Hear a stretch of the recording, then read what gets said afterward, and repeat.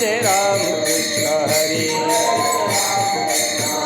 जय जय राम कृष्ण हरे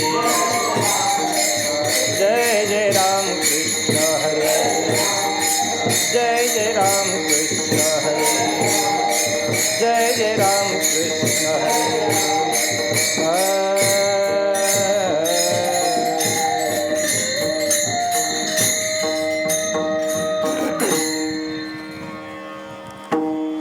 रूप पाहता लोचनी सुख झाले हो साजनी तो हा विठ्ठल बरवा तो हा विठ्ठल बरवा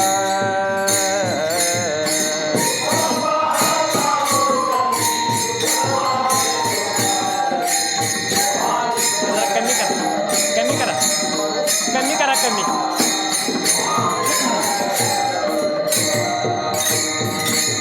रूप पाहता लोचनी सुख झाले हो साजनी तो हा विठ्ठल बरवा तो हा विठ्ठल बरवा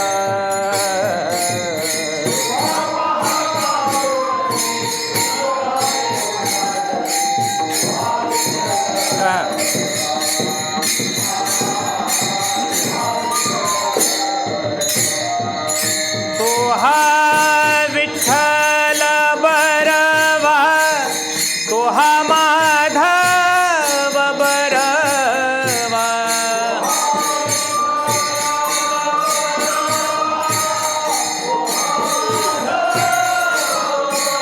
तो हा विठ्ठल बरवा तो हा माधव बरवा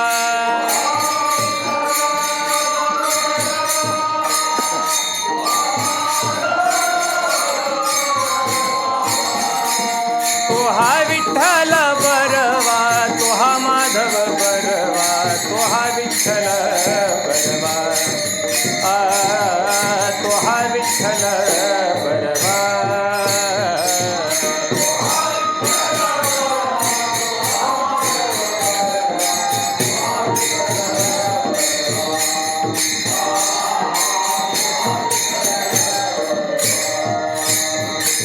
बहुत सुकृताची जोडी म्हणून विठ्ठली आवडी तो हा विठ्ठल बरवा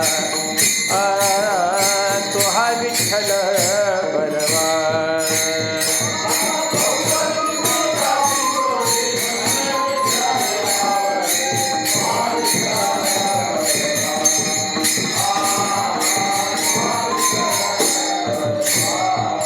तो हा विठ्ठल बरवा तो हा माधव बरवा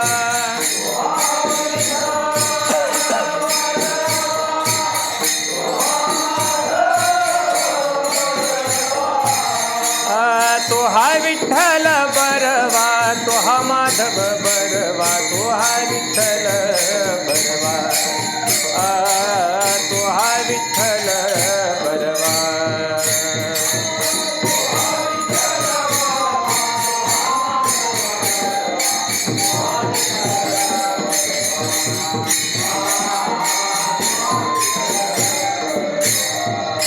सर्व सुखाचे आगर बाप रखुमा देवीवर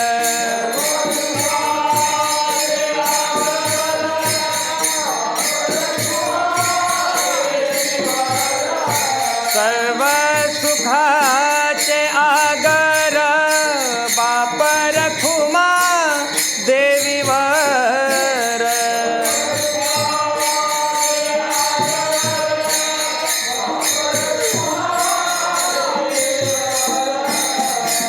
तो हा विठ्ठल बरवा तो हा माधव बरवा तो हा विठ्ठल बरवा तो हा विठ्ठल बरवा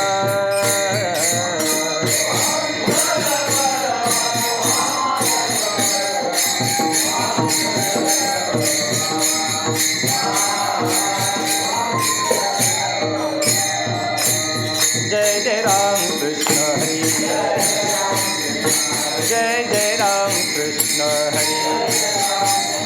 हरि जय जय राम कृष्ण हरि जय जय जय राम कृष्ण हरि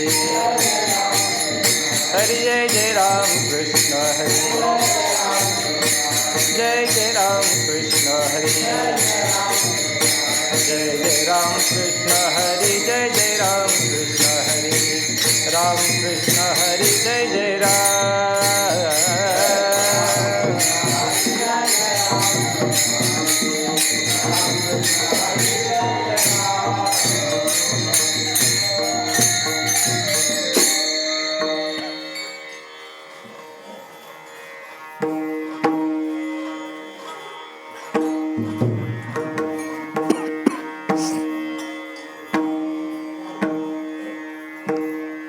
आज संसार सुफळ झाला गे माये देखियले पाय विठोबाचे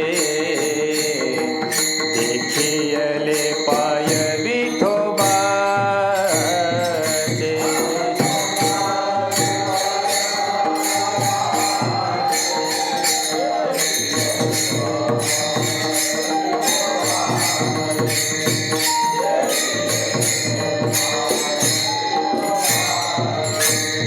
आजी संसार सुफळ झाला गे माये आजी संसार सुफळ झाला गे माये देखियले पाय विठोबाचे देखियले पाय विठोबाचे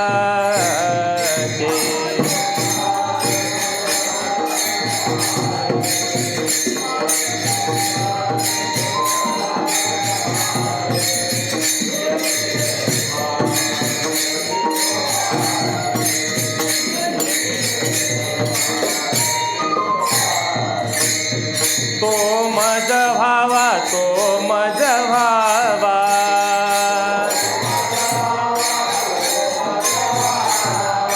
तो मज भावा तो मज भावा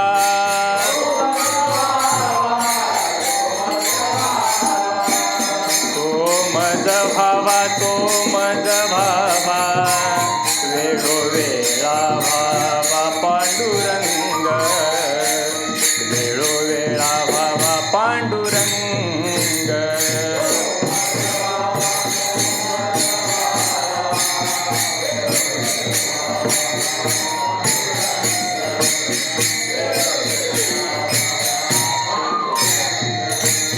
बाप रखमादेवीवरून विसंबे सर्वथा निवृत्तीने तत्वता सांगितले निवृत्तीने तत्वता सांगितले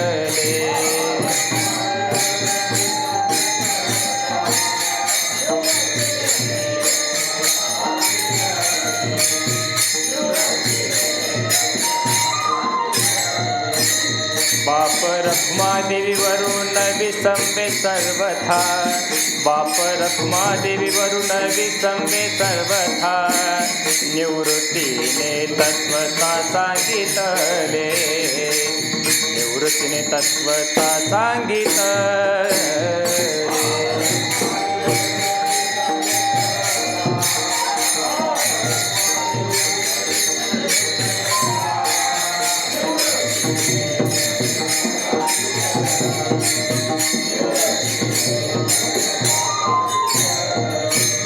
तो मज भावा तो मज भावा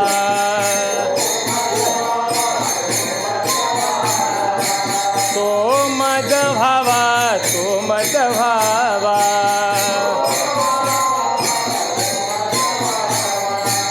तो मज भावा तो मज भावा वेळोवेळा भावा पांडुरंग वेळोवेळा भावा पांडुरंग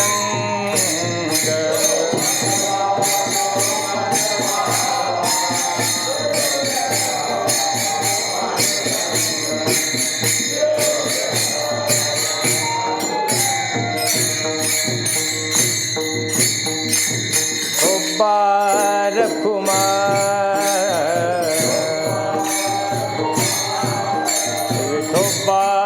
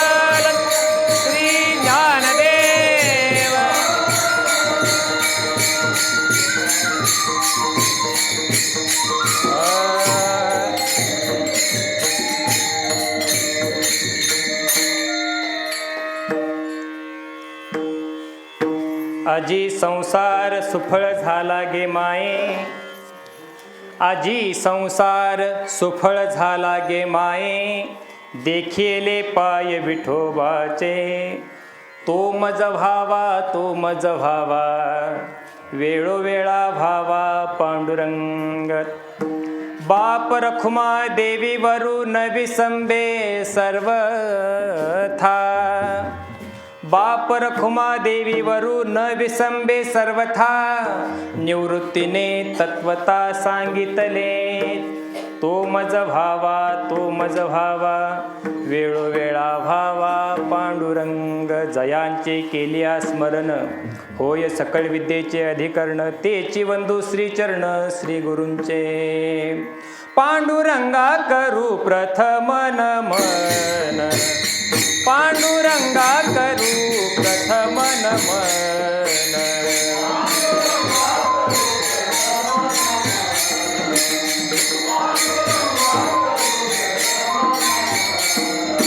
दुसरे चरण संतांची, दुसरे चरण संतांची, त्यांच्या कृपादानी कथेचा विस्तारू, त्यांच्या कृपादानी कथेचा विस्तारू.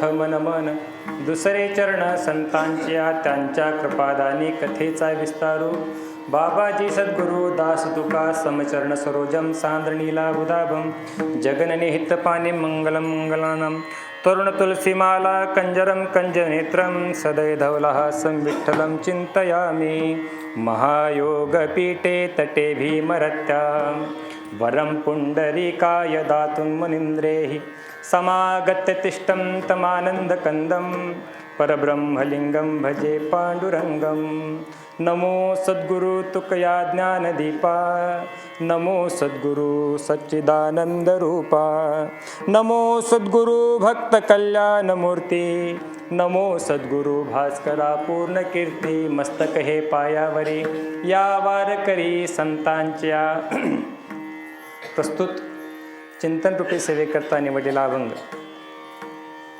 ज्ञानियांचे राजे अलंकापूर निवासी संत श्रेष्ठ माऊलींचा म्हणजे ज्ञानेश्वर महाराजांचा अभंग आहे.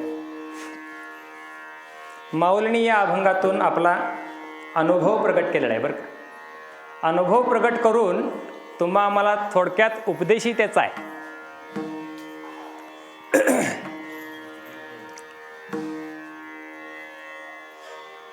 सेवेला सुरुवात करण्यापूर्वी काही पर्याय थोडासा असा की मी कोण फार मोठा कीर्तनकार अजिबात नाही.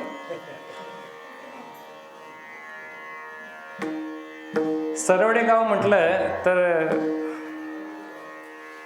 महाराष्ट्रातीलच म्हणायला पाहिजे का भारतातील एकमेव गाव असं असेल की जे कीर्तनकारांचं गाव म्हणून प्रसिद्ध आहे. म्हणजे सरवडे गावात जेवढे कीर्तनकार आहेत तेवढे एका गावात एवढे कीर्तनकार कुठं म्हणजे आळंदी पंढरपुरात असतील खरं ते बाहेर गावात राहायला आलेले आश्रमात मठात राहायला आलेले एका गावचे एवढे कीर्तनकार आणि अशा कीर्तनकारांच्या गावात माझ्यासारख्या आज्ञ माणसाचं कीर्तन म्हणजे महाराज ते कोल्हापूरच्या ट्रॅफिकमध्ये ज्यानं गाडी चालवली आहे तो कुठं तटत नाही गाडी चालवायला. तसं सरवडे ज्याचं कीर्तन चाललं काय तात्या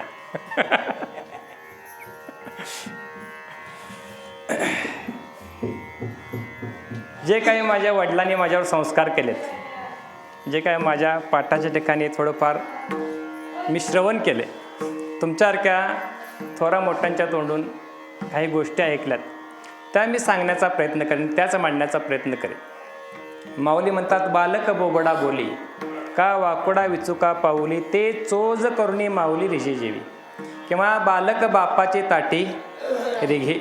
लहान बालक असतं आई किंवा वडील जेवायला बसले की त्यांच्यासमोर ते बसतं आणि काय करतं आपल्या आई त्याची भरवत असते त्याला, पण ते बाळ काय करतं त्या ताटातला घास आपल्या इवल्या हाताने घेतं, त्यात कुठं 5-6 शिता असतात आणि ते आपल्या आईला भरवायचा प्रयत्न करतं.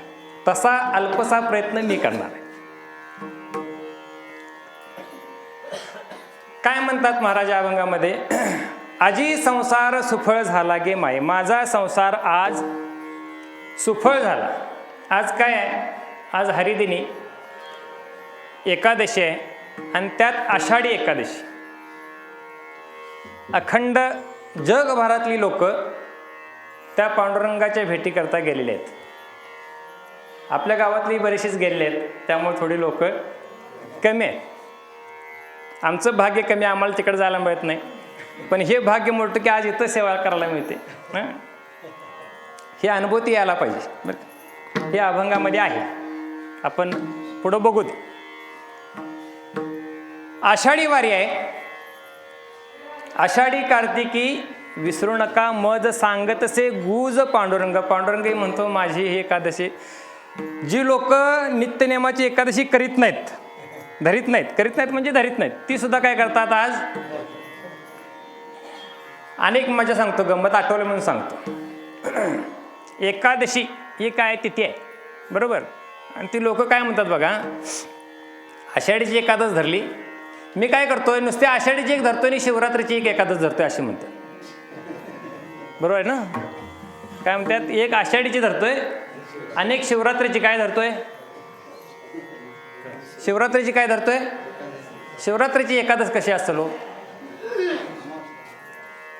एकादशी काय आहे?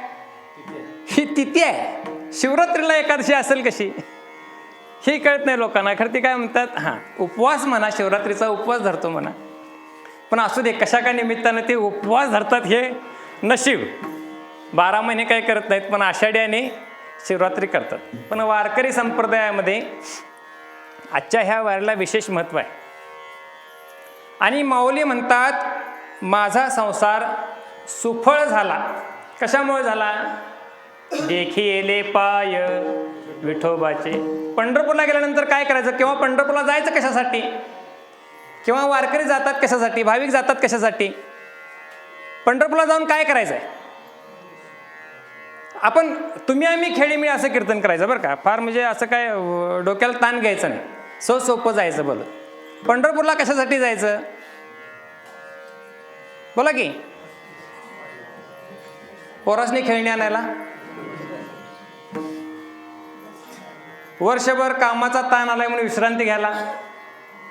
लोक म्हणतात की तसे काय फिराय गावतंय, खाया गावतंय 8 दिवस म्हणून जातात वारीला, आहे की नाही? कशासाठी पंढरपूरला जायचं? हा मग सांगा की.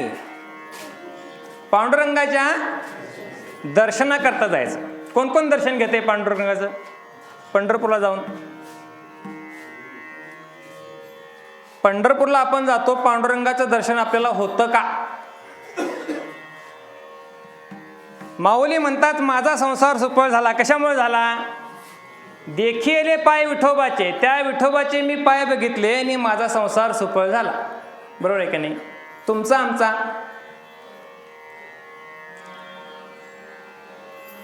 तुमचा आमचा संसार कसा आहे? आपल्याला संसाराचा अनुभव कसा आहे? संसार कसा आहे? संसाराचा अनुभव. बरं, आपण सगळे संसारिक आहोत का नाही? संसारित आहोत का नाही? मग संसाराचा आपल्याला अनुभव काय आहे? कसा आहे संसार? सुखरूप आहे का दुःखरूप आहे? हा, दुःखरूप. इकडे तुमचं मावशांनो काय मत आहे? संसार कसा आहे? ज्यांनी संसार केलाय त्यांनी सांगा कसा आहे? सुखरूप आहे? सगळ्यांचं मत आहे दुःखरूप आहे. दुःखरूप आहे मग आपण सोडत का नाही? संसारात दुःख आहे मग आपण सोडत का नाही? बरं मला सांगा, संसाराचं दुःख आहे का संसारात दुःख आहे? मिस्त्री काय म्हणणं आहे बघा. संसारात दुःख आहे का संसाराचं दुःख आहे? साखरेत गोडी आहे का गोडीत साखर आहे? गोडी म्हणजेच साखर, लक्षात आलं काय? आणि दुःख म्हणजेच संसार.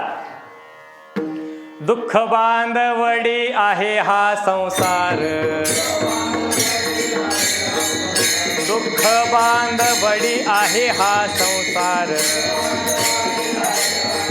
सुखाचा विकार नाही कोठे. म्हणा म्हणा.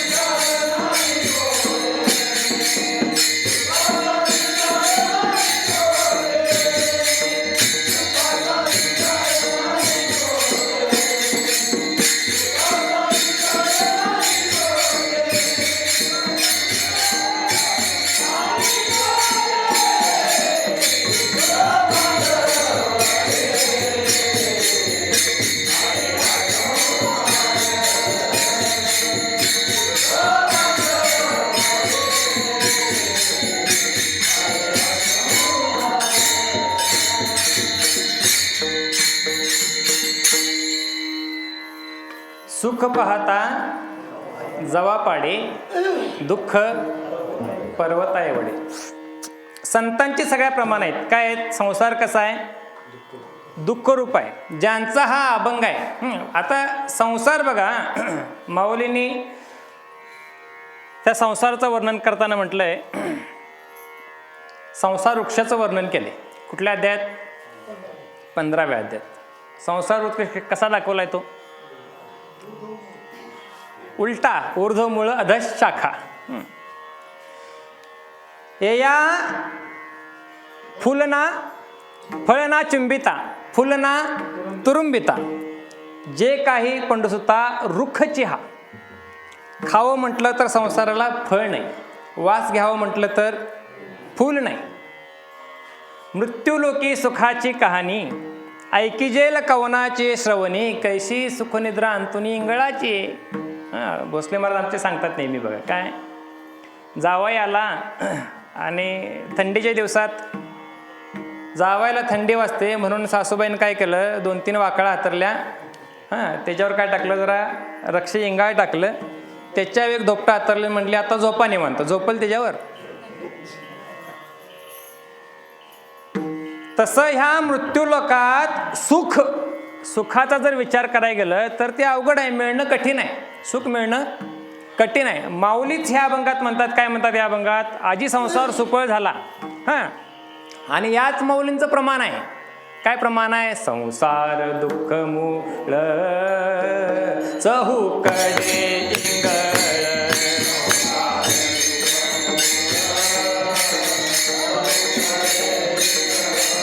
विश्रांती नाही कोठे, रात्र दिवस तळमळ.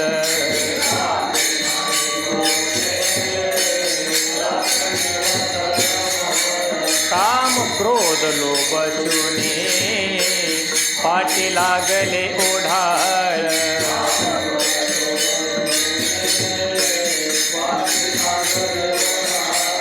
कवना मी शरण जाऊ, दृष्टी देईल निर्मळ.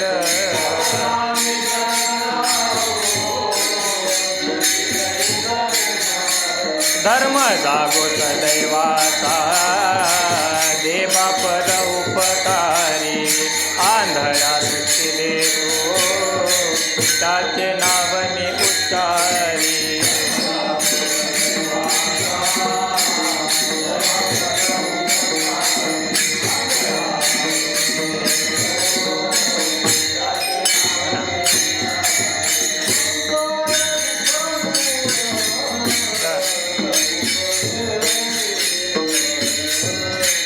संसार दुःख मूळ चहूकडे इंगळ.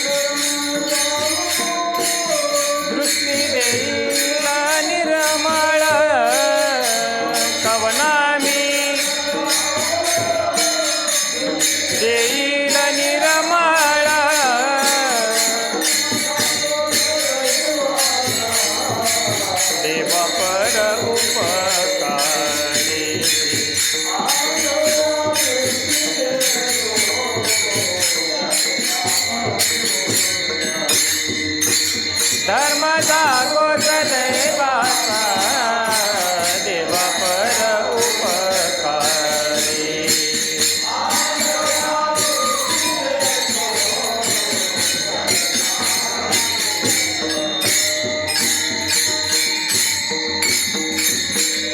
संसार दुःख मूळ चहूकडे इंगळ, विश्रांती नाही कुठे, रात्रंदिवस तळमळ.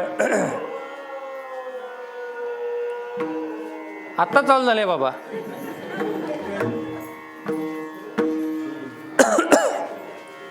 आता संसार म्हणजे काय?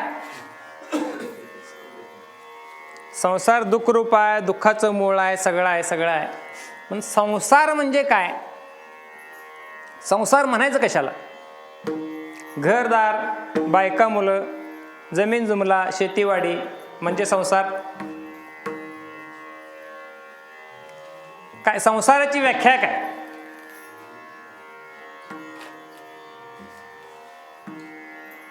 पुनरपि जननम पुनरपि मरणम पुनरपि जननी जठरे शयनम इह संसारे खलु दुस्तरे. आगा उपजने आणि निमने माऊलींनी सोपं करून सांगितलं. शंकराचार्यांचं झालं ते, पण माऊलींनी काय सांगितलं? उपजने आणि निमने, जन्म आणि मृत्यू नव हेला खरं मानणं. नुसतं उपजणे, जन्म घेणे आणि मरणे नव, जन्म घेणे आणि मरणे ह्याला खरं मानणं म्हणजे संसार. हे एक झालं. अनेक व्याख्या करता येते. हा देह म्हणजे संसारच आहे. या देहात काय काय? या देहातली अहंता, ममता आणि वासना म्हणजे संसार. देहातली अहंता, ममता आणि वासना झाला संसार सुरू. हे प्रत्येकाच्या ह्याच्यात आहे. संसार हा कुणाला आहे? सगळ्यांना. ज्याचं लग्न झाले त्याला संसार आहे असं नाही. आपण काय म्हणतो, लग्न झालं की आता एकदा कसं संसारात पडला, किंवा वडील म्हणतात एकदा संसाराचं ओझं पडलं की जरा सुधरेल म्हणतात की नाही एखादं. मुळात तो जन्माला आला की त्याचा संसार सुरू झाला. मग माऊली म्हणतात माझा संसार आज सुफळ झाला. कधी? आज, वर्तमानकाली नाही क्रियापद, आज. मग आज जर झाला तात्या, तर इथनं पाठीमाग होता का नव्हता? माऊलींचं आहे वर्णन. माऊली काय म्हणतात? आजी संसार सुफळ झाला. मग इथनं पाठीमाग संसार बदलला. काय बदललं? संसार बदलला काय? संसार बदलत. बरं, संसार कसा आहे? नित्य आहे का अनित्य आहे? संसार कसा आहे? अनित्य. मोठ्यानं सांगा, म्हणजे मला फेटा बांधल्यामुळे कानावर हे आहे. बराच दिवस असं लांबायचा. प्रवाह रूपानं अनादी असला तरी काय आहे? अनित्य आहे. अनित्य कशाला म्हणायचं? अनित्य कशाला म्हणायचं? तुम्ही सगळे ऐकलेले लोक आहेत, पाठात ऐकलेले लोक आहे. आणि मी सांगालोय म्हणजे माझं घट व्हावं म्हणून सांगालोय, तुम्हाला कळावं म्हणून सांगवलं असं.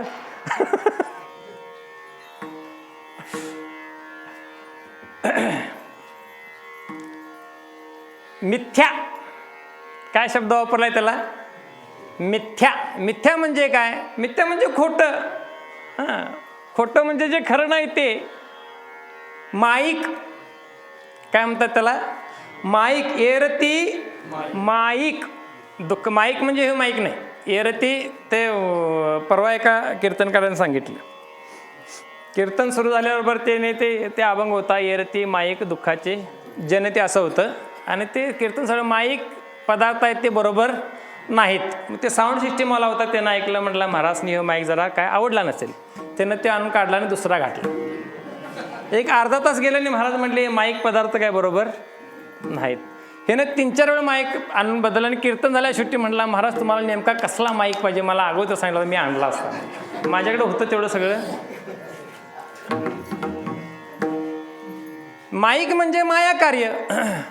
जे दिसतंय पण ते असत नाही का खरं नाही? प्रतीतीला येते का नाही? प्रतीतीला येते. मग जर प्रतीतीला येते तर ते खरं म्हणून येते का खोटं म्हणून येते? प्रतीतीला येते ते खरं म्हणून येते का खोटं म्हणून येते? आपल्याला प्रतीती येते का नाही? जगत आपल्याला दिसते का नाही? जगतात आपण व्यवहार करतोय का नाही? रोज आपण व्यवहार करतोय. जगतात सकाळी उठल्यापासून रात्री झोपेपर्यंत आपण व्यवहार करतोय. हे जगत खरं म्हणून का खोटं म्हणून? खरं म्हणूनच करतोय का नाही? खरं म्हणूनच करतोय आपण. आणि मग काय होतंय? खरं म्हणून करतोय. आणि जर तसं खरं म्हणून केलं तर मग ते सुफळ कधी होईल? असं कधीच. तुम्ही किती वाऱ्या करा, सप्ते करा, अधिक महिन्यात महिनाभर करा, नाहीतर 12 महिने सलग रोज करा, जोपर्यंत त्याचं स्वरूप खरं कळणार नाही तोपर्यंत सुफळ होणार नाही. आता शास्त्रात दृष्टांत आहे कुठला? रज्जू सर्पाचा. कशाचा आहे? रज्जू सर्पाचा दृष्टांत आहे. कुठल्या काळातला आहे तो? मंद अंधकारातला आहे. असते काय? रज्जू. रज्जू म्हणजे दोरी. मिनमिनता म्हणजे धड उजेड नाही आणि धड अंधार नाही. संधी प्रकाशात ते आपल्याला काय दिसतं? साप दिसतो. दोरीवर काय भासतो? साप भासतो. बरं, नुसता भोसले महाराज म्हणतात बघा, नुसता दिसला का आरडला? साप साप साप म्हणून आरडतो ना. काटे आणा, बॅटरी आणा, असंही आरडतोय आपण. मग बॅटरी आणली, त्याचं काय झालं? ज्ञान झालं. कशाचं ज्ञान झालं? दोरीचं ज्ञान झालं. मग साप काय झाला? गेला. मग त्याला आपण काय म्हणतो विचारसागरात? अध्यस्त पदार्थ अधिष्ठान रूप झाले. अध्यस्त पदार्थ अधिष्ठान रूप झाले. मग आता एक रज्जू आहे, एक रज्जूवर प्रतीतीला आलेला सर्प आहे. आणि खरा सर्प बघून सुद्धा आपल्याला होतं की भीती वाटते की नाही खऱ्या सर्पाची? मग एक रज्जू आहे, एक रज्जूवर प्रतीतीला आलेला सर्प आहे आणि एक खरा सर्प आहे. ह्या तिन्हीतलं खरं काय?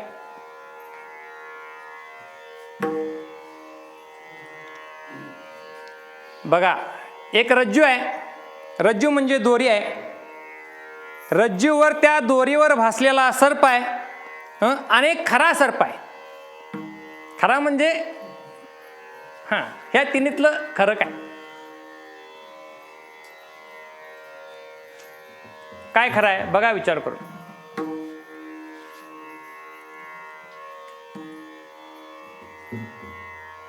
तिन्हीही खरी नाहीत. तिन्ही काय आहेत? तिन्ही खरी नाहीत. आपण हे संसार कसा आहे? मिथ्या आहे. मिथ्या आहे का नाही? सत्ता कुठली आहे? व्यावहारिक सत्ता खरी आहे का? व्यावहारिक सत्ता किती? एक प्रातिभासिक, एक व्यावहारिक आणि एक पारमार्थिक. खरी सत्ता एकच. पारमार्थिक सत्ता हीच खरी आहे. बाकीचे दोन काय झाल्यात? मांडल्यात. काय केल्यात? काढण्यासाठी मांडल्यात. कुठली? पारमार्थिक आणि प्रातिभासिक आणि व्यावहारिक. मग व्यावहारिक सत्तेतली रज्जू, व्यावहारिक सत्तेतला सर्प खरा असेल कसा हो? त्याला काय अधिष्ठान आहे? त्या व्यावहारिक रज्जूला आपण काय म्हणतो? अध्यस्त पदार्थ अधिष्ठान रूप झाले असं म्हणतो. बरोबर आहे. मग त्या दोरीला अधिष्ठान किंवा त्या भासलेल्या सर्पाला अधिष्ठान किंवा खऱ्या सापाला अधिष्ठान काय?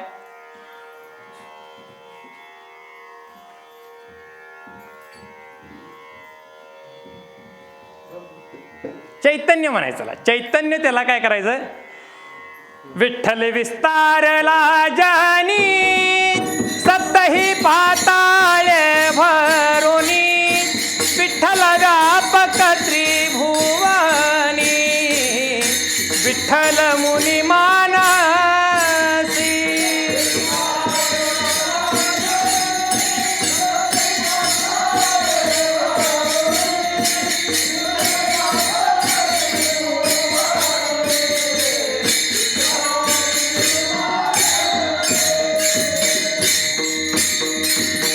प्रमाण आपण म्हणतो विठ्ठल विस्तारला जने. त्या सगळ्याला अधिष्ठान काय आहे? ते एकमेव ते चैतन्यच अधिष्ठान आहे.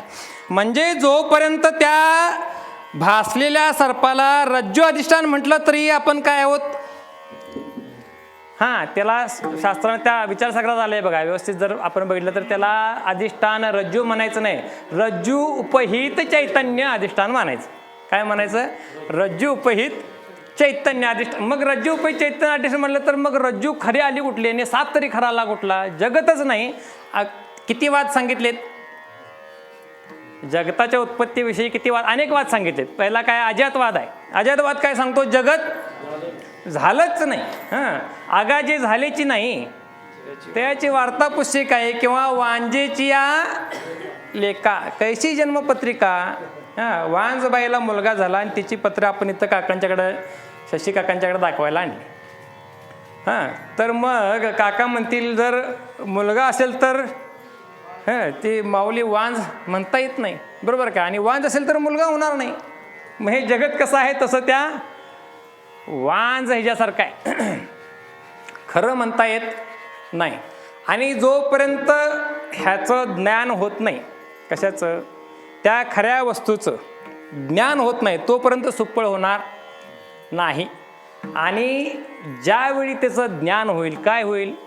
ह्या संपूर्ण जगताचं अभिन्न निमित्त उपादान कारण तो एकमेव विठ्ठल आहे, परमात्मा आहे, चैतन्य आहे, अशी ज्यावेळी व्यापकत्वानं अनुभूती येईल त्यावेळी अभंगाच्या पहिल्या चरणात माऊली म्हणतात,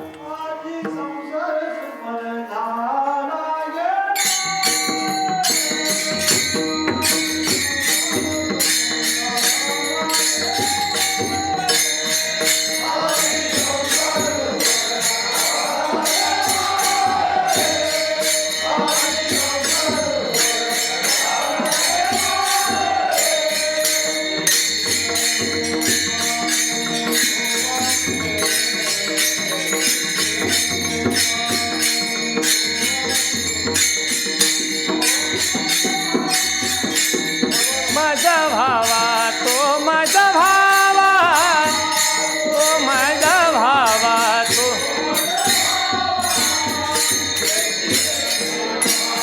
विठोबाचे देखियले पाय, विठोबाचे तो माझा भावा, तो माझा भावा.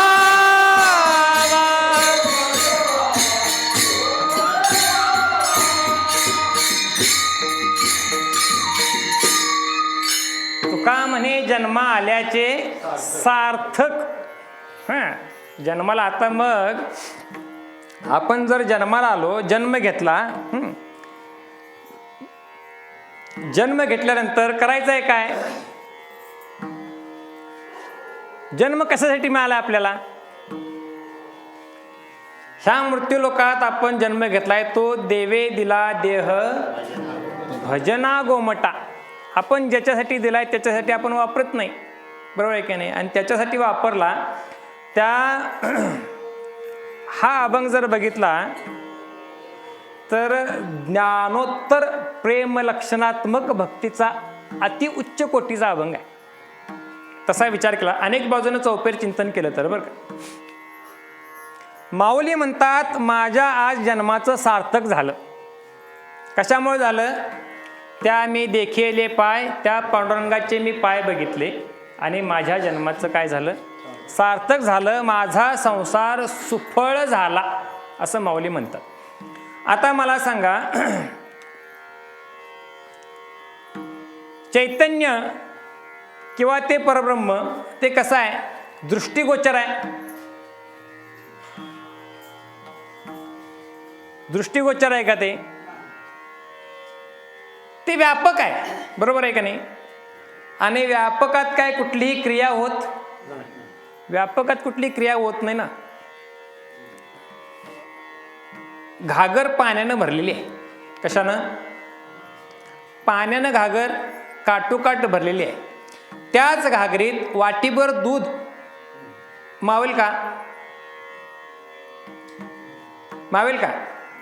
नाही ना मावणार. का मावणार नाही? ती अगोदर काय झालेली आहे? पाण्यानं भरलेली आहे.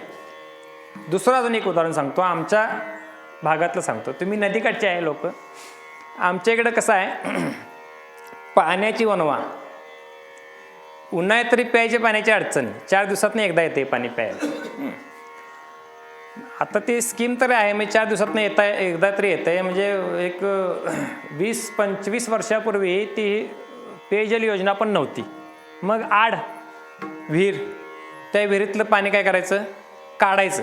मग त्या आमची आई वगैरे सगळ्या काय करायच्या, दोर घ्यायच्या आणि दोरानं जाऊन ते आडाचं राहटानं पाणी शिंदून काय करायचं, काढायचं. कुणी कुणी बघितले असं केलेलं? तुम्ही तरी बघितलं असणार, ज्या वेळेस काय माता भगिनी तिने आणि बऱ्याच जणांनी केलेलं असेल ते, बरोबर आहे का नाही? निदान हिथं नसलं तरी शेतात औषध मारायला गेलं तरी पाणी काढण्यासाठी दोरीनं घागरण आपण विहिरीतलं पाणी काढलेला प्रत्येकाला थोडाफार का असणं अनुभव आहे. मग आता मला सांगा, ती घागर दोरीला बांधलेली त्या पाण्यात टाकली आणि ती जर घागर अशी उपडी पडली, कशी उपडी पडली, तर त्यात पाणी जाते का? त्यात पाणी, त्याच्यावर माणूस जरी वर बसला तरी त्या माणसाला काय करेल, ते दाबून वरती घेऊन येईल. खरं त्यात पाणी जाणार का? जाणार नाही हो. का जात नाही पाणी त्यात? त्यात काय घागरीत हवा आहे. त्यात काय घागरीत अगोदर हवा भरलेली आहे. मग काय करायला लागतं, ती घागर काय करायची, ती अशी तिरकी करायची. काय करायची? तिरकी करायची. मग तिरकी केली तर काय होईल, एका बाजूने पाणी जायला चालू आहे आणि बुडबुड एका बाजूने त्यातली हवा बाहेर यायला तयार होईल. आणि ती बाहेर आली हवा की आत पाणी, म्हणजे जेवढी हवा बाहेर तेवढा आत पाणी. आणि ज्यावेळी पूर्ण पाणी भरेल त्यातली पूर्ण हवा काय होईल, गेलेली असेल. तसंच तुका म्हणे देह भरिला विठ्ठले, काम क्रोधे केले घर रीते. तसं ते मी कशासाठी सांगितलं, चैतन्य कसं आहे, व्यापक आहे आणि व्यापकात कुठलीही क्रिया घडत नाही आणि ते दृष्टिगोचर नाही. ते ह्या दृष्टीचा विषय नाही, डोळ्यांचा विषय नाही, कशाचाही विषय नाही. मग तो माऊलीने देखिले पाय विठोबाचे, माऊलीने बघितलं कसं, ही काय शंका आहे. माऊली काय म्हणतात, देखिले पाय विठोबाचे. मग विठोबाचे पाय काय आपण पण बघतोच. पहिल्यांदा त्यासाठी आपल्याला काय बघायला पाहिजे, पाय म्हणजे काय बघायला पाहिजे. विठोबाचे पाय, देवाचे पाय आणि संतांचे पाय. अभंगात काय आहे, म्हणजे वेगवेगळे अभंग आहेत त्यासाठी. काही ठिकाणी देवाचे चरण आणि संतांचे चरण, ह्या दोन्हीत काय फरक आहे. देवाचे पाय किंवा देवाचे चरण म्हणजे त्याचं काय स्वरूप आहे, कुणाचं, त्या देवाचं, त्या चैतन्याचं ते स्वरूप आहे. आणि संतांचे पाय किंवा संतांचे चरण म्हणजे काय, तो त्या स्वरूपाचा बोध.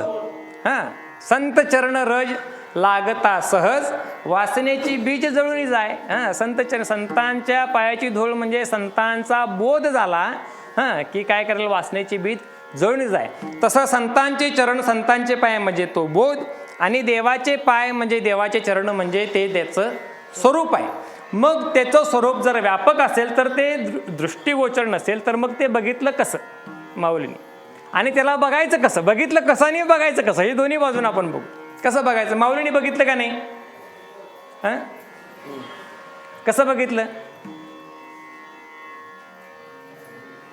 पाता पाहणे दोरी सारुनिया, पाता पाहणे दोरी.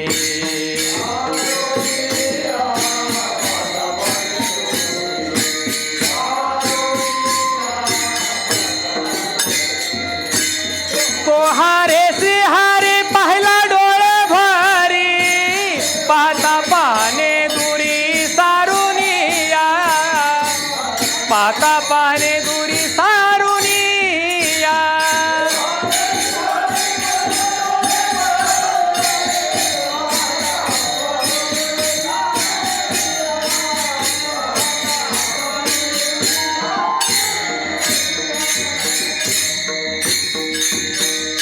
हारे श्रीहरी पाहिला डोळे भरी, पाहता पाहणे दुरी सारून. या त्रिपुटीचा बाद केल्याशिवाय त्याचं दर्शन होणार नाही. आणि त्याचं स्वरूप कळायचं असेल, त्याच्या स्वरूपाचा बोध व्हायचा असेल तर त्या त्रिपुटीचा काय व्हायला पाहिजे, बाद व्हायला पाहिजे. ह्या डोळ्यांचा तो विषय नाही आहे.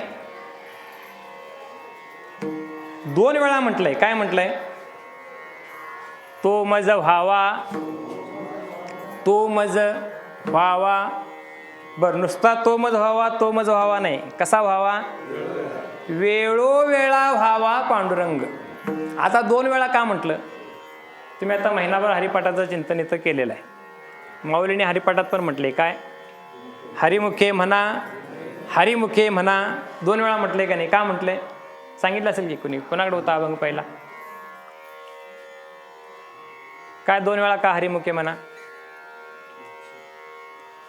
मी ऐकायला नाही म्हणून मी तुम्हाला विचारले काय नेमकं काय सांगितलं. कुणाच्या नाही लक्षात? सांगितले तरी ना? सांगितलं असणार की तो मज व्हावा, तो मज व्हावा. त्याची रूप किती? 2 प्रकारे. एक कसा आहे? एक सगुण आहे आणि एक निर्गुण आहे. हां, एक कसा आहे? सगुण आहे. तो सगुण काय झाला हो?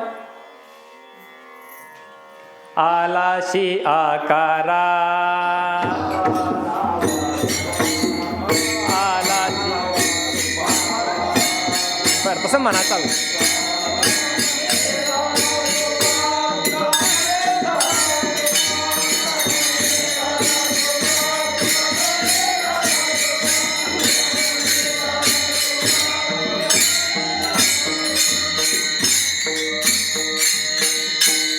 मी कुठलं म्हणलं ते? आलाशी आकारा, हा, भक्ताची या चाडा, तुका म्हणे भिडा भक्तीची या. हा, असं प्रमाण काय ते? हा, तो वेगळा आहे. आपल्या चाडा, तुका म्हणे भिडा भक्तीची या.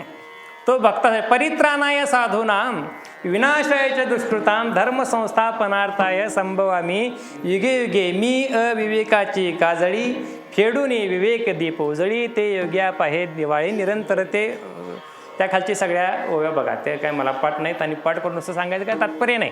त्याचा भाव कळायलाशी मतलब आहे. तो सगुण भक्तासाठी झाला. भक्ता राखे पायापाशी दुर्जनाशी संहारी. आणि सगुणी तुझं सगुण म्हणो की निर्गुण रे. सगुण निर्गुण एकू गोविंदू रे. ती त्याचीच रूप आहेत. सगुणी आहेत आणि निर्गुणी आहे.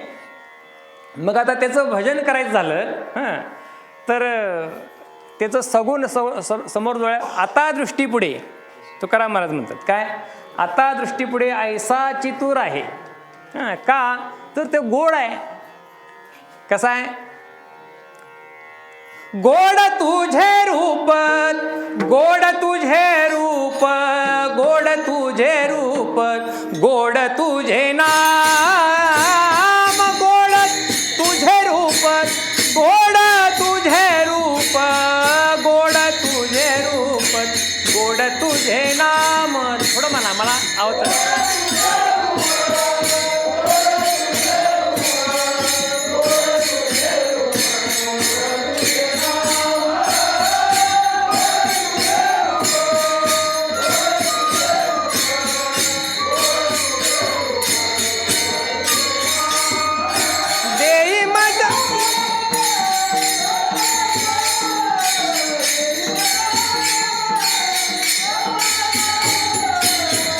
गोड तुझे रूप,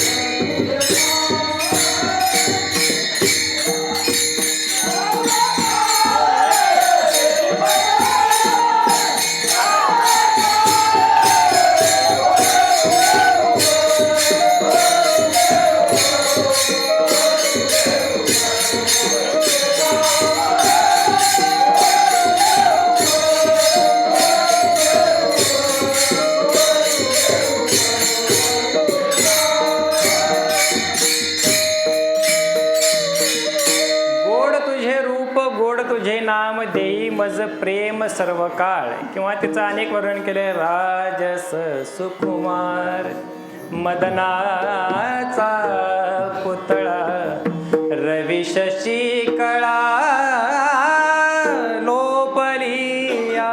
राजस सुकुमार मदनाचा पुतळा थाईचा चिकाळा. अनादी बहुकाळा लावेला चाळा. काळा आहे मग सुंदर कसा हो? कसा आहे तो? काळा, ठाईचाची काळा म्हणून वर्णन केलंय का नाही? मग काळा आणि मग सुंदर कसा? चालतंय काळा आपल्याला? मुलग्याला मुलगी बघायला गेलं हा तर म्हणतात का नाही हा? चालते का आपल्याला? काय असेल ते आपला अनुभव सांगायचा. चालत असेल तर हो म्हणा, नसेल तर नाही म्हणा. चालत नाही मग ते कोण बरं, तुकाराम महाराजांचीच मला वाटते, काळ्याशिवाय बोलवायची नाही पांडुरंगा. जिजामाता, जिजामाऊली काय म्हणायची? काळ्या म्हणून बोलवायची. तर आहेच काळा तो. मग आता मला ते का चांगलं काळं बघूया. चांगलं स्वच्छ पाणी, स्वच्छ पाणी चांगलं, त्याला आपण कसं म्हणतो? पाणी कसं आहे? कसं म्हणतो? काळं भोर म्हणतो, बरोबर आहे की नाही? बरं. डोळ्याची बुबळं कशाही पाहिजेत? मग बोला की काळी पाहिजेत. आणि ती घारी असली तर गवऱ्या डोळ्याची म्हणतात, बरोबर आहे का नाही? बाळा दृष्ट लागू नये म्हणून आपण तीट लावतो. कशाची? कशी आहे? काळी आहे का पांढरी? काळी आहे, बरोबर आहे का नाही? काळा रंग कसा आहे? व्यापक आहे. तुम्ही कुठलाही रंग घ्या. काय करा, आता ही भिंत कशी आहे? फिकट पांढऱ्या रंगाची आहे. म्हणजे काय, मला रंगाला म्हणता येत नाही, काय नाव आहे, आईस्क्रीम कलरची आहे जरा. ह्याच्यावर एक जरी काळा टिपका टाकला, मी बुक्का लावला एवढा तरी, तर तो दिसेल की नाही उठून? किंवा परातभर घ्या, एखादा पांढरा रंग घ्या, पिवळा घ्या, कुठलाही घ्या आणि त्यात काळा टाका, कुठला उठून दिसेल? काळाच दिसणार उठून. कारण काळा रंग दुसऱ्या कुठल्या रंगाला वर येऊ देत नाही. तो काय करतो? त्याला आपल्यात काय करतो? आपल्यात त्याला सामावून घेतो. तसं त्याचं स्वरूप कसं आहे? व्यापक आहे आणि गोड आहे. मग आपल्याला गोड लागते का? ते आपल्याला गोड लागते का? का लागत नाही? गोड तुझे रूप, गोड तुझे नाम देई, मज प्रेम सर्व काळ, असं तुकाराम महाराज म्हणतात. आपण भजन म्हणतो का नाही? सकाळी काकड आरती करतो, गाता भजन करतो, हरिपाठ करतो, कीर्तन करतो, भजन म्हणतो, सगळं म्हणतो. मग ते गोड लागते म्हणून करतो का करायचं असते म्हणून करतोय आपण? करायचं असते म्हणून करायचं का गोड लागते म्हणून करायचं? मग का गोड का लागत नाही आपल्याला? ते काय झालं, दोन पर्वत होते. एक साखरेचा पर्वत होता आणि एक मिठाचा पर्वत होता. एक साखरेचा आणि एक मिठाचा. मग त्या साखरेच्या पर्वतावर काही डोंगरे राहायचे मुंगे, आणि त्या मिठाच्या पर्वतावर काही मुंगे राहायचे. त्या साखरेच्या पर्वतावरचे मुंगे त्या मिठाच्या पर्वताकडे फिरत फिरत पर्यटनाला म्हणून आले. तीर्थयात्रेला फिरायला जातोय तसं ते आले. आणि तिथं गेल्यानंतर त्यांनी बघितले आपले जात भाई आहेत सगळे मुंगळे, बरोबर. मग झालं बोलणं झालं इकडचं तिकडचं. मग आता आल्यात म्हटल्यावर पाहुणे आपण खायला द्यायला पाहिजे, नाश्ता करायला पाहिजे. आता आम्ही आल्यावर फराळ केला. भाकरी, ती वरीची भाकरी, बटाट्याची भाजी, आमटी आणि वरीचा भात आणि होतं. काय चंगळ एकादशीला. आता आल्यात म्हटल्यावर पाहुणे काय करायला पाहिजे? खायला द्यायला पाहिजे, बरोबर आहे. मग आता तिथं काय खायला? पर्वतच मिठाचा आहे, तिथं खायला मिठाशिवाय दुसरं काय? बरोबर आहे की नाही? तिने काय केलं? ते दिलंय मीठ चाकायला त्यांना, आणि तिने खालन थू केलं. कुणी? त्या साखरेच्या पर्वतावरच्या डोंगऱ्याने. हे खाता तुम्ही? मीठ असलं हे? तर हेच आमच्याकडे, हेच चांगलं आहे, आम्ही हेच खातोय म्हटले. ते दुसरं काय नाही. मग हे काय खाता? चला आमच्याकडं. काय म्हटलं त्या? आमच्याकडे चला, तुम्हाला आम्ही साखर खायला देतो. ते म्हटले साखर म्हणजे काय? चला तरी तुम्हाला देतो खायला. मग त्या आता मिठाच्या पर्वतावरच्या मुंगळ्या कुठं निघाल्या? साखरेच्या पर्वताकडे निघाल्या. कुणाचं ऐकून? त्या आलेल्या पाहुण्यांचं ऐकून. मग जाताना घरातली वडीलधारी माणसं जी काय त्यांच्या होती ती काय म्हणली, खुळ्यानो निघालायसा खरं जाताना काय करा, शिदोरी घेऊन जावा. नाहीच खायला काय मिळालं तर, बरोबर आहे का नाही. शिदोरी नाही, पंढरपूरला जाताना घेऊन जातोय का नाही, भाकरी बांधून शिदोरी घेऊन जातोय का नाही. तसं त्या काय म्हटल्या, जालायसाच तिकडे चाललायसाच तर काय करा, शिदोरी घेऊन जा. म्हणजे जर काय नाही मिळालं तर पंचायत उपाशी राहायला नको.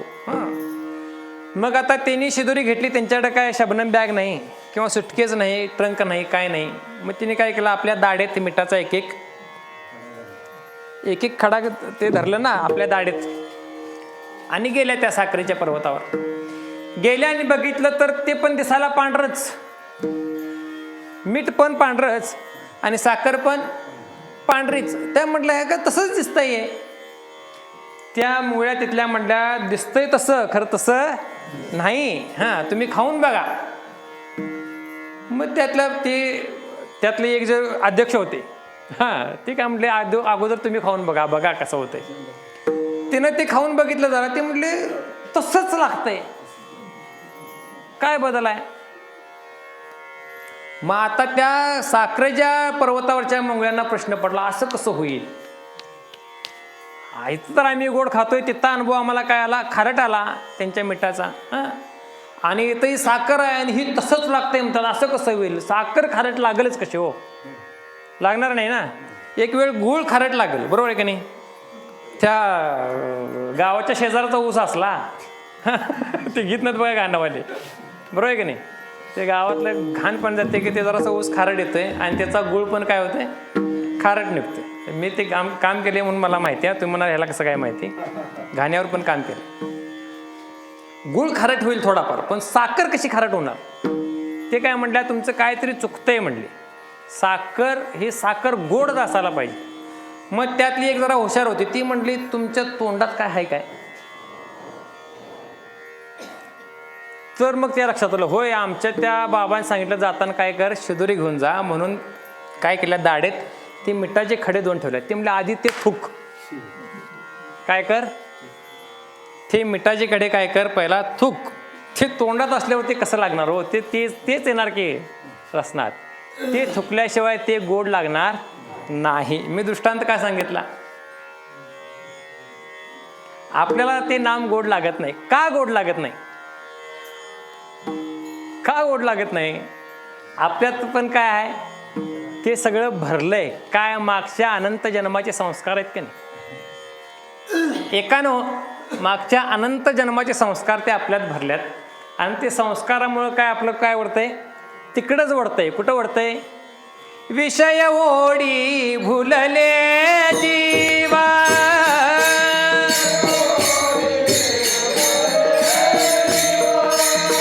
याची कोणाता करीला किवा,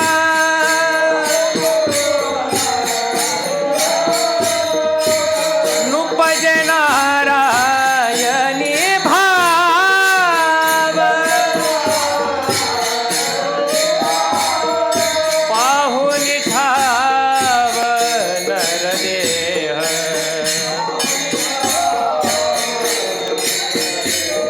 पाहून ठाव नरदेह.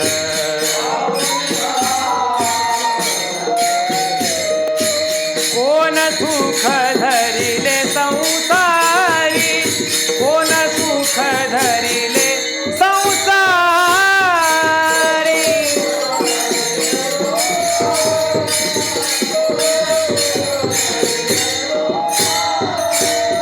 विषय ओढी भुलले जीवा,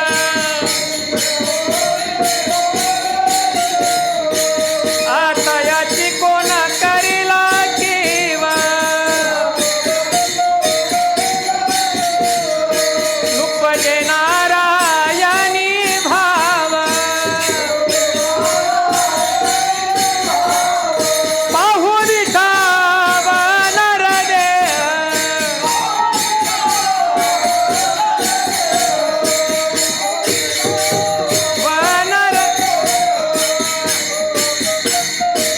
नरदेह.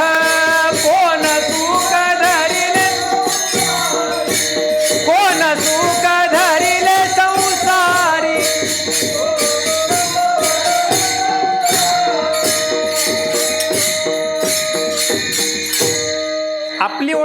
त्या विषयाकडे आहे आणि त्या विषयाच्या ह्याच्यात आपण काय झालंय बोललोय आणि त्यामुळं आपल्याला ते काय लागतंय हे गोड लागत नाही. ते माऊलींची एक ओवी आहे.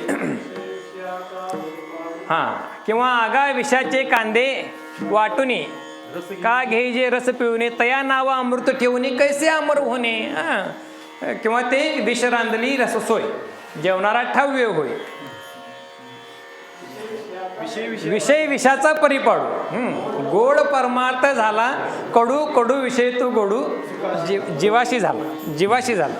ते गोचिड आहे की नाही, गोचिड गाई पाळल्यात मी गाई त्यामुळं मला पण माहिती आहे. गोचिड असतोय कुठं, त्या काशेवर राहतोय. काशेवर गोचिड असतोय. पण ते काय पितोय गोचिड, त्या गाईच्या शरीरातलं रक्त पितोय. त्या कासेत असणारं पवित्र दूध ते घेत पित नाही, आहे तिथंच. किंवा बेडूक राहतंय कुठं, चिखलात तलावात. जे तलावाच्या खाली तळात काय चिखल आहे, कमळाचं फूल कुठं आहे, त्याच तलावात आहे. खरं ते बेडूक काय करतो, त्या कमळाचा मकरंद खातोय काय बेडूक, नाही खात. तू काय खातोय, चिखल खातोय. आणि त्या कमळातला पराग कोण खातंय, कुठून तरी एक भुंगा भ्रमर येतोय आणि ते कमलकंदा आणि दरदुरी नांदुनुक एकेची घरी. किंवा ते तुम्ही आता म्हटला ओवी ती पाहे पा दूध पवित्रांनी गोड पासी त्वचेची या पदरा आड परी ते अव्हेरून गोचिड अशुद्ध का सेवित. तसं आपलं कसं झालंय, आपण त्या विषयाच्या नादे भरलेलो आहे. त्यामुळे आपल्याला त्या देवाचं नाव काय लागत नाही, गोड लागत नाही. पण संतांचं तसं नाही. त्या देवाला कळवून त्याची केलेली भक्ती, देवाला कळवून त्याची केलेली भक्ती ही कशी आहे, प्रेम लक्षणात्मक भक्ती म्हणायची. आणि त्या भक्तीची ओढ एवढी लागलेली असते, एवढी ओढ लागलेली असते की त्याची जर भेट झाली नाही, त्या देवाची काय झाली नाही, भेट झाली नाही, तर काय होतं, मन व्याकुळ होतं. त्यांचं संतांचं व्याकुळ होतं का नाही. बरेचसे अभंग आहेत तसे. ऐतिहासी पुसे जातीय धाडी निरोपा. ते तुकाराम महाराज येणाऱ्या जाणाऱ्यांना सगळ्यांना रस्त्यात निघाले, पंढरपूरला जाणार की त्यांना निरोप द्यायचे. आलेल्या माणसांना विचारायचे माझा पांडुरंग कसा आहे, महाराज विचारायचे. हे तुकाराम महाराजांचं झालं. माऊलींचं जर बघितलं तर त्याच्याही वरती त्या भेटीची ओढ, त्या देवाच्या भेटीची आस एवढी मोठी आहे की माणसांनाच नव्हे, कावळ्याला उड रे काऊ तुझे सोन्याने मडविना पाऊत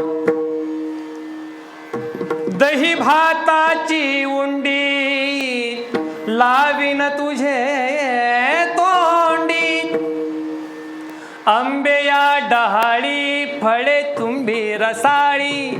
हे कुणाला, कावळ्याला बर का.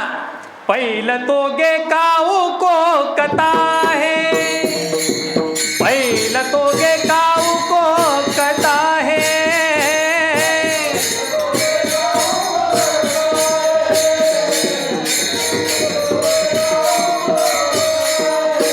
शकून गे माय सांगता है, शकून गे माय सांगता है. पहिलं तो गे काऊ कोकता है, पहिलं तो गे काऊ कोकता है.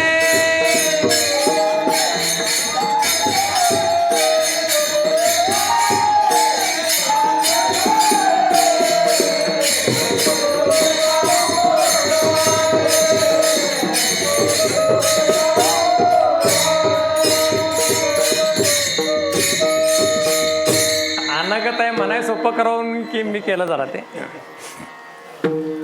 कावळ्याला विचारतात माऊली काय, म्हणजे केवढी त्याच्या भेटीची केवढी ओढ आहे. महाराजांचा अजून एक तुकारामांचा अभंग आहे काय, गरुडाचे पायी ठेवी वेळोवेळा डोई वेगी आणावा तो हरी. त्याच्या भेटीची तेवढी काय आहे, आस आहे, तेवढं उतावीळ आहे मन. भेटी लागी जीवा लागेलीशे आस, पाहे रात्रंदिवस वाट तुझी. वाट, आणि तोही तसाच आहे बरं का, वाट पाहे उभा भेटीची आवडे. हां, असं दोघांचं काय पाहिजे, प्रेम पाहिजे. प्रेमाशिवाय ते शक्य होणार नाही. आणि असं प्रेम, असं हे असलं तर मग आता हे बघा, आता थोडंफार ह्याच्यात या पाठीमाग आपलं कशाबद्दल चाललंय, तो मज व्हावा, तो मज व्हावा. हां, हे मूळ आहे बरं का, दोन वेळ बदल. मग सगुण आणि निर्गुण ह्याच्या स्वरूपाचं आपण झालं वर्णन. तो गोड आहे हे पण झालं. आता त्यात अजून चौफेर चिंतन केलं तर पहिला तो मज व्हावा, आपल्याला कशाची इच्छा पाहिजे, परमार्थात प्रवेश करायचा झाला. हां, तर कसा आहे, त्याची पायरी कशी आहे, क्रम कसा आहे तात्या? प्रवेश करायचा आहे, साधन चतुष्टयुक्त पाहिजे. हां, मुमुक्षत्व त्याला म्हणले. काय पाहिजे, मुमुक्षत्व म्हणजे मोक्षाची तीव्र इच्छा, तीव्र बरं का, तीव्र इच्छा पाहिजे. तशी तीव्र इच्छा म्हणजे पहिला तो मज व्हावा, अशी तो मला भेटावा ही काय पाहिजे, इच्छा पाहिजे. कोण भेटावा, तो देव भेटावा किंवा त्याचं स्वरूप कळावं ही काय काय पाहिजे, त्याचं स्वरूप कळणं किंवा त्याची अनुभूती मिळणं म्हणजेच मोक्ष आहे बरं का. हां, मोक्ष म्हणजे कशाचा अभाव नाही, मरणाभाव नाही, जन्माभाव म्हणजे मोक्ष आहे. हां, बरोबर आहे का नाही? चुकत असलं तर सांगा मला. मरणाभाव म्हणजे मोक्ष नाही, जन्माभाव म्हणजे मोक्ष आहे. त्याची व्यापकत्वानं अनुभूती येणं म्हणजेच मोक्ष आहे ना, बरोबर आहे. आणि त्यालाच काय म्हटलंय, मुमुक्षत्व म्हटलंय. मग त्याची तीव्र जिज्ञासा असणे म्हणजे तो मज व्हावा, पहिल्यांदा तो मज व्हावा हे पहिल्यांदा पाहिजे. आणि तो कळाला, तो कळाला, कळाल्यानंतरही काय पाहिजे, कळाल्यानंतरही त्याचं भजन करायला पाहिजे, तो मज व्हावा म्हणून. पहिलं तो मज व्हावा आणि दुसऱ्यांदा तो मज व्हावा कळाल्यानंतर ज्ञानोत्तर प्रेम लक्षणात्मक भक्ती. विठोबा कुमार, विठोबा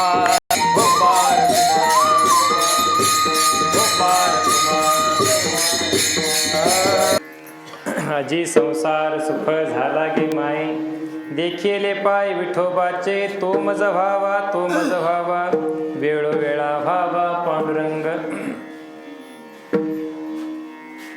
माऊलीने आपला संसार सफळ झाला आणि तो कसा झाला हे सांगितलं. कसा झाला, त्या विठोबाचं पाय बघितलं, त्याची व्यापकत्वानं अनुभूती आली आणि माझा जन्म सार्थकी झाला, सुफळ झाला. आता असा जर व्हायचं झालं तर त्याला ही प्रक्रिया आहे, होय का नाही? प्रक्रिया आहे की नाही? जन्माला आलेल्याचं प्रत्येकाचा तसा सोपळ होईल का? होत नाही ना सोपळ. मग त्यासाठी काय करायला पाहिजे, मनात ती इच्छा व्हायला पाहिजे, तेही सांगितलं. मी नुसतं मुमुक्षत्व पहिला सांगितलं कारण ते महत्वाचं होतं म्हणून सांगितलं. विवेक, वैराग्य, समाधी, षटक. किती दोष आहेत जीवाच्या ठिकाणी, मल, विक्षेप आणि आवरण. मल, विक्षेप, आवरण. दोन दोषाची निवृत्ती कुणी करायची, पहिल्या दोन दोषांची ज्याची त्यानं करायची, बरोबर. मलदोष आणि विक्षेप दोष ज्याचं त्यानं स्वप्रयत्नानं, होय का नाही, स्वप्रयत्नानं घालवायचा. हां, म्हणजे पाप करण्याची वासना. आणि मग आता तिसरा दोष ज्याचं त्यानं घालवायला काय अडचण आहे, तिसरा दोष आवरण. दोन दोषाची निवृत्ती केली की तिसरा दोष आवरण दोष. आवरण दोष कुणी घालवायचा, आवरण दोषाच्या निवृत्तीसाठी श्री गुरूंच्याकडे जायला पाहिजे. पाणी आहे पाणी, शेवाळ कशावर येते? शेवाळ पाण्यावर येते. त्या राशिवड्याला तर अलीकडच्या काळात कोण गेला असलं तर बघा, त्या पहिला रंकाळा कसा होता, आता रंकाळा झाला आहे मुक्त, केंदाळ मुक्त. आता ते राशिवड्याचं तलाव, ते फुटबॉलचं ग्राउंड वाटते बघा, सगळं ते केंदाळ भरले असं. किंवा पहिल्यांदा पंचगंगा, ते इचलकरंजीपर्यंतची पंचगंगा नदी पण तशीच होती, सगळे केंदाळ, पाणी दिसायचंच नाही. मग आता ते शेवाळ किंवा ते केंदाळ आहे कुठं? पाण्यावर आहे.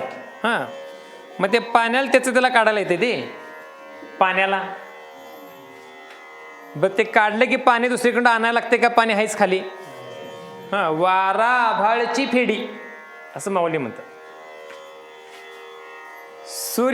सूर्य ढगाच्या काय झाला, ढग काय झालं, सूर्याच्या आडवा आणि काय झालं, सावली पडली.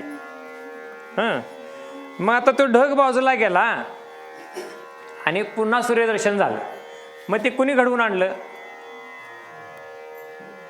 सूर्याचं दर्शन सूर्य कुणी दाखवला?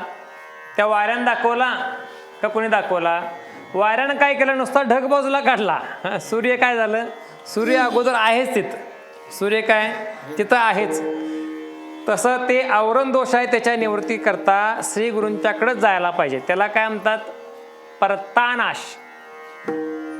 कसला? परतानाश कशाला म्हणाय? दुसऱ्यांच्याकडून. एक स्वभावता नाश आहे, एक आश्रय नाश आहे आणि एक परतानाश आहे. स्वभावता नाश कशाला म्हणायचं? तुमच्यात बाजार कुठल्या दिवशी आहे? शुक्रवारी.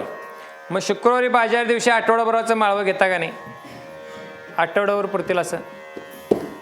टॉमॅटो घ्यायचे झाले, हां, तर पुढच्या बाजारात जास्त पाऊस लागेल, टॉमॅटो येणार नाही. म्हणून जर तुम्ही घेतले एक 10 किलो टॉमॅटो, किती दिवस टिकतील टोमॅटो?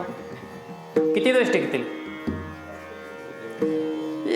फ्रीज असेल तर आठवडाभर, होय का नाही? त्याच्या पुढं ते नासून जाणार. काय होईल? नासून जाणार. तुमची कुठलाही तो पदार्थ घ्या, त्याचा एक ठराविक कालावधीनंतर ते काय होईल? स्वभावता त्याचा नाश होणार आहे. त्याला काय म्हणायचं? स्वभावता नाश. आश्रयनाश.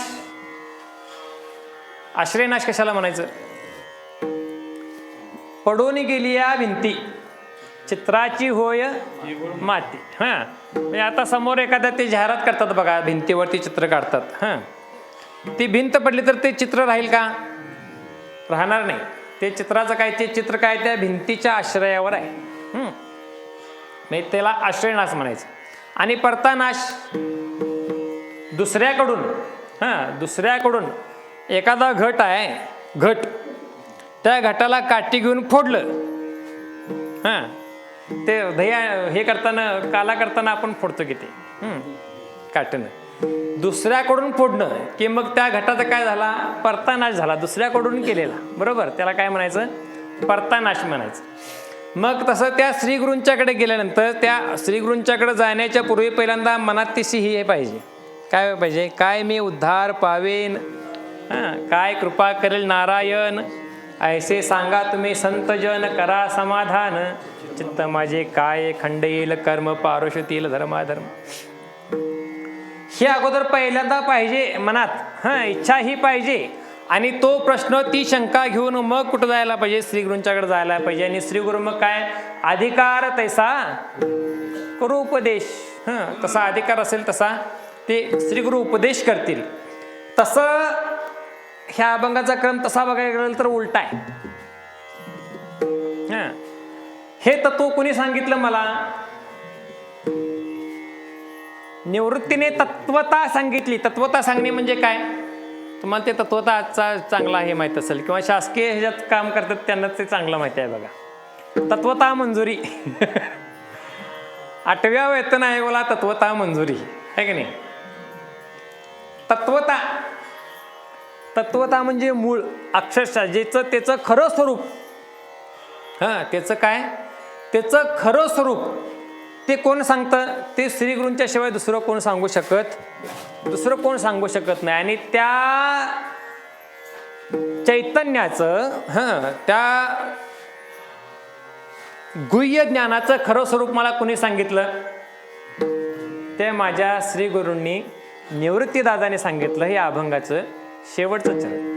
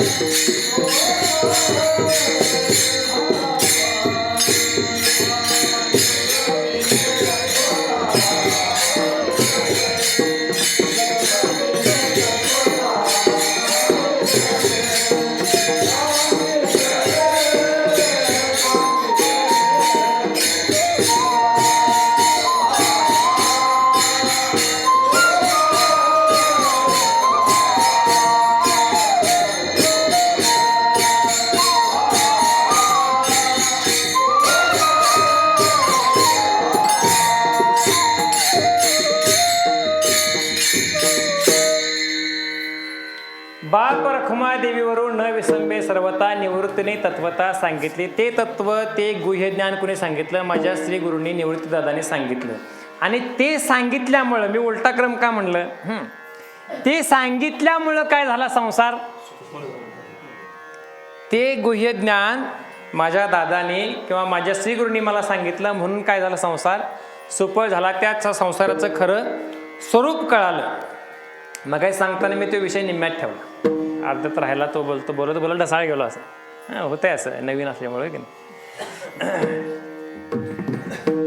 मग संसार बदलला का काय बदललं? ज्ञान झालं. आपण जन्माला जरा आलोय, श्रीगुरूंनी बोध केला. बोध केल्यानंतर काय झालं? संसार इदम म्हणजे हे जगत, बरोबर? इदम म्हणजे जगत. मग हे जगत बदललं का आपली दृष्टी बदलली? दृष्टी बदलली. त्यासाठी ते मगाशी वाद सांगता राहील.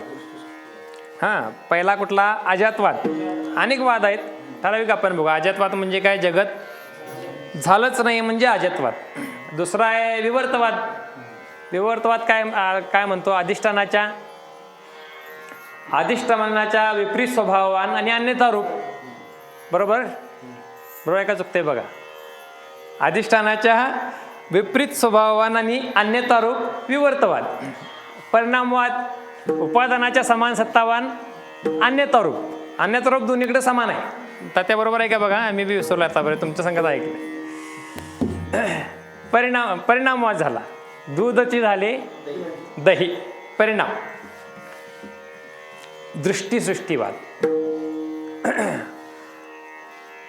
अगोदर इदम म्हणजे ही जगत आहे आणि नंतर त्या जगताकडे बघण्याची आपली दृष्टी. असं आहे. थोडक्यात त्याचा भाव कसा आहे दृष्टीसृष्टीवादाचा? पदार्थाच्या अस्तित्वात पदार्थाची सत्ता न मानता पदार्थाच्या ज्ञानात पदार्थाची सत्ता मानणं म्हणजे दृष्टीसृष्टीवाद.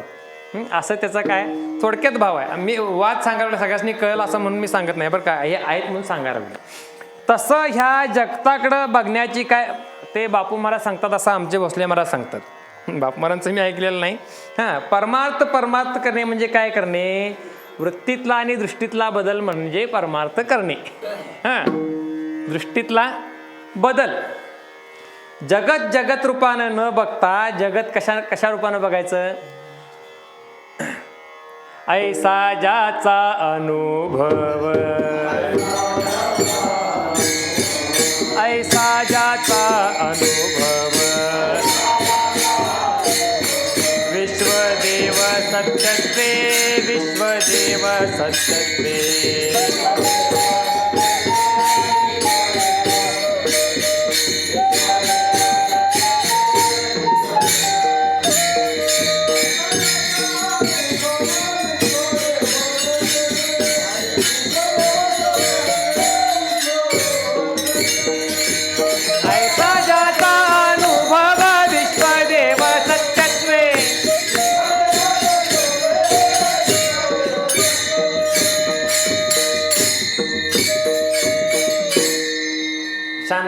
एकनाथ महाराज. एकनाथ महाराजांचे गुरु कोण? जनार्दन स्वामी. जनार्दन स्वामी हे तत्कालीन मुघल साम्राज्यामध्ये त्या देवगिरी किल्ल्याचे किल्लेदार होते. देवगिरी किल्ल्याचे किल्लेदार होते आणि त्यांच्याकडं कोण गेले? एकनाथ महाराज गेले दीक्षा मिळावी म्हणून, बरं का.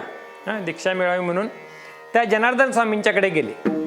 आता जनार्दन स्वामींच्याकडे गेल्यानंतर त्यांची श्रीगुरूंची सेवा करायला पाहिजे, त्यांची सगळं काम करायला पाहिजे. ते एकनाथ महाराज तिथले त्यांचं काय करायचं? व्यवहार बघायचे, लिखाणाचं काम बघायचे.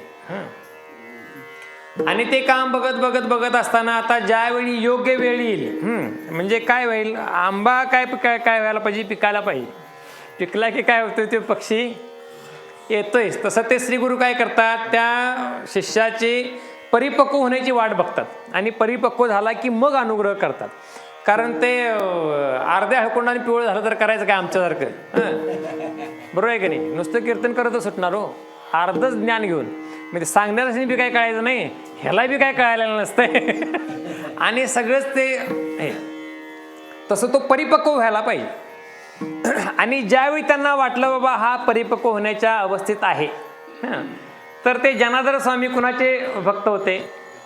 दत्तगुरूंचे भक्त होते. आणि एकनाथ महाराजांना घेऊन गेले सोबत आपल्या फिरायला किल्ल्यावरती. आणि जात असताना समोरून काय झालं? एक भिकाऱ्याच्या स्वरूपात आला माणूस. कुणाच्या? भिकाऱ्याच्या स्वरूपात आला. झोळी, फाटकी झोळी आला. आणि ते आल्यानंतर जनार्दन स्वामींनी काय केलं? त्याचं दर्शन घेतलं. त्या समोरून आलेल्या भिकाऱ्याचं दर्शन घेतलं. बसले दोघं जण गप्पा मारीत. मग बसल्यानंतर काय केलं? त्याच्यासोबत त्या कुत्री होती. काय होती? कुत्री होती. त्या भिकाऱ्याने सांगितलं कोणाला? जनार्दन स्वामींना त्याचं दूध काढा म्हणून. कुणाचं? त्या कुत्रीचं दूध काढा म्हणून सांगितलं. मग त्या जनार्दन स्वामींनी त्या कुत्रीचं दूध काढलं. त्या भीक मागताना तो वाडगा घेतला, त्या दूध काढलं. त्या झोळीत कुणीतरी वाढलेले शिळे तुकडे होते भाकरीचे, ते त्यात चुरले. कशात? त्या कुत्रीच्या दुधात चुरले. आणि ते दोघं जण काय करायला लागले? खायला लागले. कोण? तो भिकाऱ्याने जनार्दन स्वामी खायला लागले. आणि हे बघितलं कोणी? एकनाथ महाराजांनी बघितलं आणि त्यासने अर म्हटले, हे का नाही काय झालं? आता ते दूध कुत्रीचं, तो मुळात भिकारी, आणि ते शिळे ते कसं काय? हे कसं गुरु खायला लागले? तर ते खाता काय म्हटले? नाता हे घ्या म्हटले. हो, ते पहिल्यांदा जर असं कचवजले. खरं आता गुरुनी सांगितले म्हटल्यावर नाही कसं म्हणायचं? होय की नाही? कुणी सांगितले? श्री आता त्यालाच भक्त म्हणायचं बरं का, शिष्य म्हणायचं. शिष्य. गुरुने सांगितलं कड्यावरनं खाली उडी मार, की त्यानं कशी मारू म्हणायचं नाही. आणि मेलो तर म्हणायचं नाही. तिने सांगितले मार म्हणून मारायचे. तशाच्यावर ते अनुग्रह ते गुरु करतील. आणि मग तसे ते श्री गुरु, तसा तो शिष्य पाहिजे. जनार्दन स्वामी म्हटले खा म्हटल्यानंतर तिने हात केला. पुढे जरा किळसवानं वाटत होतं, खरं केला हात पुढं घेतला, ते हातावर प्रसादाने खाल्ला. प्रसाद खाल्ला. आणि खाल्ल्याबरोबर मग काय झालं? खाल्ल्याबरोबर अवघेची त्रैलोक्य आनंदाची आता चरणी जगन्नाथा चित्त ठेले. अशा अनुभूती आली ना व्यापकत्वानं, तो बोध मिळाला. ते कोण होते? तो भिकारी नव्हता. ते कोण होते? दत्तगुरु होते.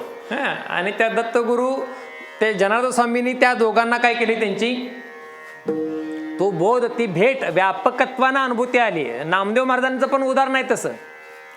नामदेव महाराजांच्या संग देव बोलायचे. आपली चर्चा झाली या विषयावर बघा. नुसती अनुभूती नाही, उपयोगाची नाही. कच्चं मडकं ठरवलं का नाही? नामदेव महाराजांना कच्चं मडकं ठरवलं का नाही सभेत? का ठरवलं? बरं, नैवेद्य हातीचा देव जेवायचा, बरोबर. आणि कधी? 5 वर्षाचा असताना. नामदेव महाराज 5 वर्षाचे असताना देवानं त्यांच्या हातनं नैवेद्य खाल्ला. आम्ही आता म्हातार होत आलो, अजून त्याला वास बी गेलाय की नाही कुणाला कळलं? आपण दाखवू त्याला. बरोबर आहे की नाही? अशा नामदेव महाराजांना कच्चं मडकं ठरवलं. काय ठरवलं? हां, ते नामदेव महाराज काय म्हणायचे, ते तू आणि मीच फक्त. आणि मग ज्यावेळी व्यापकत्वानं अनुभूती आली त्यावेळी ते तूप घेऊन पाठी लागले वाळवंटात. सगळ्यांना कथा माहिती आहे, सगळी कथा सांगायची गरज नाही. तशी व्यापकत्वानं अनुभूती येण्यासाठी काय व्हायला पाहिजे? दृष्टीतला बदल व्हायला पाहिजे. काय व्हायला पाहिजे? मी कशासाठी सांगायला लागलोय? जगत बदलणार नाही. जगत रूपानं न बघता जगत कसं बघायला पाहिजे? जग नोहे अवघा जनार्दन, अशा रूपानं त्या देवाकडे बघितलं तर आपला संसार सुपळ झाल्याशिवाय राहणार नाही.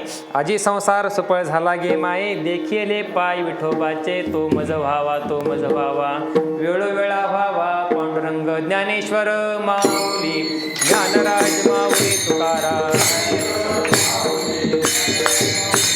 ज्ञानेश्वर माऊली.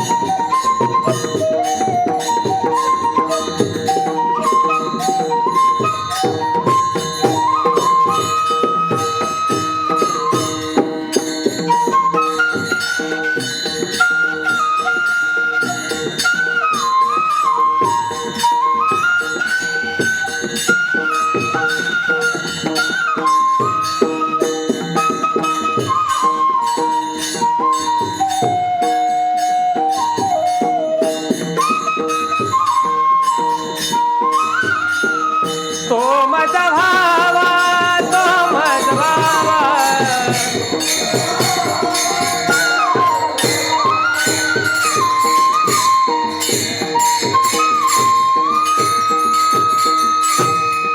संसार सुफळ झाला गे माये देखिले पाय विठोबाचे तो मज भावा तो मज भावा वेळोवेळा भावा पांडुरंग बाप रखुमा देवरू न विसंबे सर्वता निवृत्तीने तत्वता सांगितली तो मज भावा तो मज भावा वेळोवेळा भावा पांडुरंग. निश्चित वेळेत 1-5 मिनटं पुढे गेला असेल, पण यथामती या अभंगाचा भावार्थ माझ्या प्रज्ञेपणा झालेला आहे असं आपण समजूया. माऊलींना या अभंगात असंच म्हणायचं असेल असं दावेशीर सांगता येणार कुणी छातीटोपणे कुठल्याही महाराजांना सांगूच म्हणू नये. हां, आपण काय करायचं त्याची संगती लावून असं म्हणायचं असेल, हां माऊलींना या अभंगातून असं म्हणायचं असेल असं आपण म्हणून सेवाभावानं ती सेवा करायची. नाहीतर माऊलींना असंच म्हणायचं आहे चूक तुझ्या मनाचं झालं ते असं काय म्हणून उपयोग नाही. हां, असं आपण त्याची संगती लावण्याचा प्रयत्न केला आहे. बरोबर असेल, शास्त्रसंवादी असेल तर ते माझ्या पाठात मी काय जे शिकलं तुमच्यासारख्या लोकांच्याकडून जे काही श्रवण केलं, हां माझ्या वडिलांनी माझ्यावर जे संस्कार जे काही बाळकडू मला पाजले लहानपणापासून त्याचं ते फळ आहे. आणि जे काही चुकीचं असेल तर ते माझ्या बालबोध माझ्या आज्ञवाणीचा आहे. तुम्ही सुज्ञ आहात, तुम्ही ते चांगल्याचा स्वीकार कराल आणि जे काही चुकीचं असेल ते मला पुन्हा समजावून सांगण्याचाही प्रयत्न कराल. ही माफक अपेक्षा आहे तुमच्या सगळ्यांच्याकडून.